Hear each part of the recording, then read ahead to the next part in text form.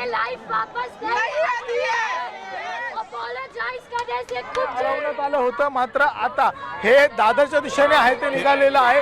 कुठेतरी आंदोलन थांबवण्यात यावं हे पोलिसांकडून विनंती आहे ती करण्यात आल्यानंतर खरं तर आता हे सगळे दादरच्या दिशेने निघालेले आहेत। आपण त्यांच्याकडून जाणून घेऊयात। विद्यार्थी आज आंदोलन आहे ते थांबवलेलं आहे पोलिसांनी।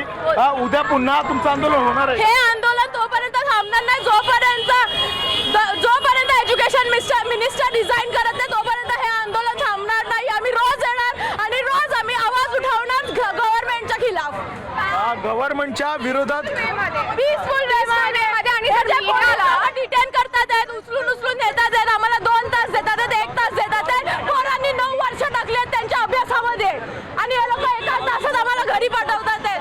अरे थोडीशी तरी लाज ठेवा। नक्कीच ज्या पद्धतीने खरं तर धर्मेंद्र प्रधान यांचा जोपर्यंत राजीनामा होत नाहीये तोपर्यंत अशाच पद्धतीचं हे आंदोलन आहे ते आम्ही करणार आहोत अशा पद्धतीने हे सांगण्यात येत आहे। त्यामुळे आता शिवाजी पार्कमध्ये हे असंच आंदोलन रोज होतंय का हे देखील पाहणं गरजेचं आहे। विशेष करून जर बघायचं असेल तर पोलिसांनी आज देखील काही